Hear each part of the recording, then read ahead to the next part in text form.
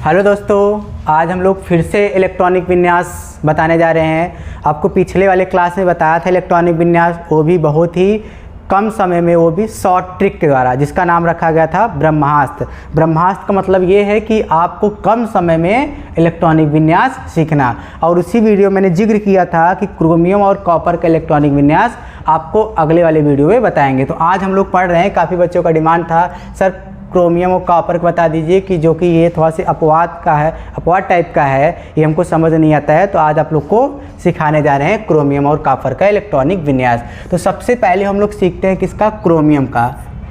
सबसे पहले हम लोग किसका सीखते हैं, क्रोमियम का। तो क्रोमियम है हमारे पास क्या, 24 नंबर पर। क्रोमियम हमारे पास क्या है, 24 नंबर। इलेक्ट्रॉनिक विन्यास का ट्रिक मैंने आपको पहले बता दिया था कि S S P S P S D P S D P S S P T F आपको कैसे फैलाना है।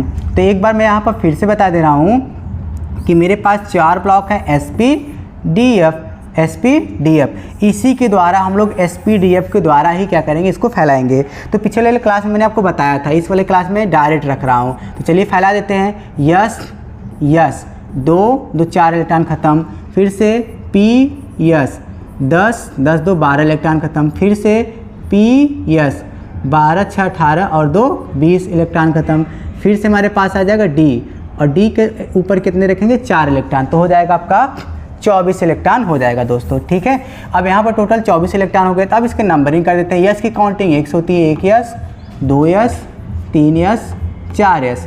पी की काउंटिंग होती है 2 से, 2 पी और 3 पी। ये इलेक्ट्रॉनिक विन्यास। और डी की काउंटिंग कितनी होती है, 3 से। तो ये हो जाएगा 3D। ये आपका क्या है, क्रोमियम के इलेक्ट्रॉनिक विन्यास से। बट ये क्या माना जाता है, गलत माना जाता है। ठीक है दोस्तों, ये क्या माना जाता है, गलत माना जाता है। कैसे इसको सही करेंगे, चलिए आइए चेक कर लेते हैं। पहले एक बार हम लोग कॉपर का भी देख लेते हैं, कॉपर का भी देख लेते हैं। उसके बाद में हम लोग इसको क्या करेंगे, सही देखेंगे कि सही क्या है। कॉपर आपका 29 नंबर पर है, तो इसको इसी के अकॉर्डिंग हम लोग लिख देते हैं। 1s2 क्या लिखेंगे, 2s2 2p6, उसके बाद 3s2 3p6 4s2, उसके बाद क्या लिखेंगे, 3d9 लिखेंगे। तो ये आपके पास आ गया है क्रोमियम का और कॉपर का इलेक्ट्रॉनिक विन्यास। ठीक है दोस्तों, चेक कर लेते हैं। 2 2 4 6 10 2 12 6 18 18 2 20 और 9 29 नंबर।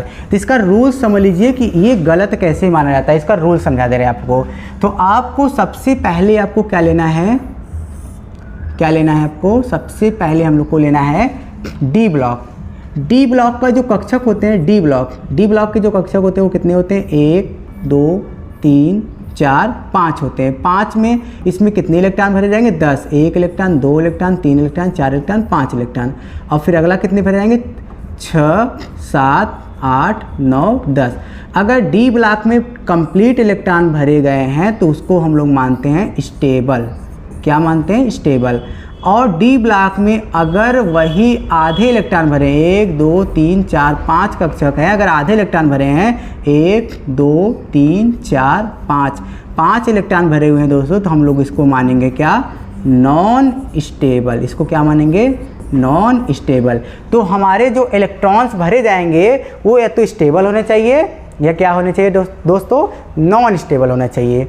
अगर 1 इलेक्ट्रॉन की कमी इसमें हुई तो 1 इलेक्ट्रॉन क्या करेगा, किसी से लेके अपना कंप्लीट करेगा। इसमें भी अगर 1 इलेक्ट्रॉन की कमी हुई तो ये भी क्या करेगा, किसी से लेके अपना इलेक्ट्रॉन को कंप्लीट करेगा और पूरे 5 इलेक्ट्रॉन बनाएंगे, 5 इलेक्ट्रॉन इसमें रखेंगे। तो ये हो जाएगा नॉन स्टेबल, हो जाएगा आपका स्टेबल। या तो स्टेबल हो या तो नॉन स्टेबल हो। तो आइए चेक कर लेते हैं। इसमें देखिए जो 3d9 है दोस्तों, 3d9 में आपको दिख रहा होगा डी वाले में कितने इलेक्ट्रॉन हैं, डी वाले में कितने इलेक्ट्रॉन हैं। तो सबसे पहले हम लोग डी को रख देते हैं कक्षक में, 1 2, यहाँ पर रख देते हैं हम लोग कितने, यहाँ पर हमारे 1 हो गए, 2 3 4 5 हो गए। तो 5 में कितने इलेक्ट्रॉन भरेंगे, पहला इलेक्ट्रॉन, दूसरा इलेक्ट्रॉन, तीसरा इलेक्ट्रॉन, चौथा इलेक्ट्रॉन, पाँचवा इलेक्ट्रॉन। क्लियर है दोस्तों, 5 इलेक्ट्रॉन हो गए। अब उसके बाद क्या करेंगे, 6 7 8 9।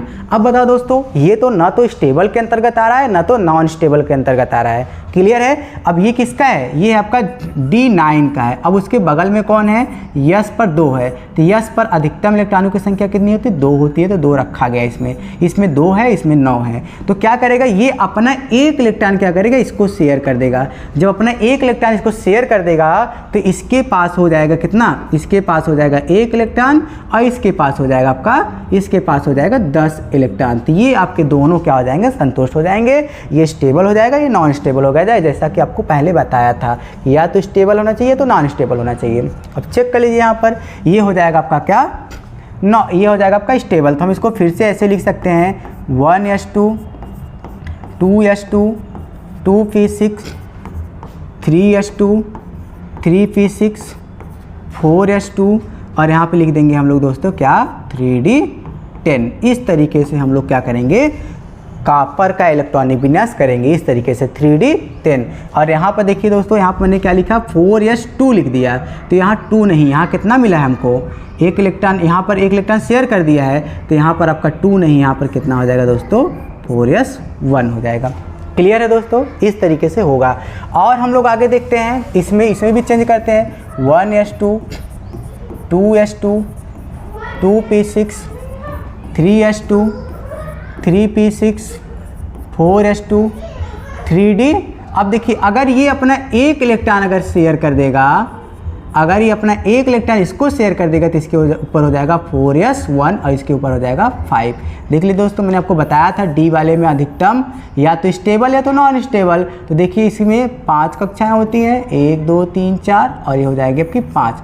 1 इलेक्ट्रॉन 2 इलेक्ट्रॉन 3 इलेक्ट्रॉन 4 थे, एक बगल वाला यस वाला दे दिया तो इसके पास हो जाएगी 5। क्लियर है। और यस वाले के पास 2 इलेक्ट्रॉन थे तो इसके पास हो जाएगा 1। दोनों हमारे किसके अंतर्गत आ गए, नॉन स्टेबल के अंतर्गत आ गए दोस्तों। ठीक है दोस्तों, तो हम लोग इसी के बारे में पढ़ रहे थे, क्रोमियम और कॉपर, और यहाँ आपको समझा दिया। तो आपको ये वाला लिखना है, ये वाला, ये नीचे वाला लिखना है, इसमें ये वाला मत लिखिएगा दोस्तों, ये वाला लिखिएगा, ये एकदम सही है। क्लियर दोस्तों, ये एक्सेप्शन में है इसलिए मैं इसको अलग से बताया हूँ। Thank you sir.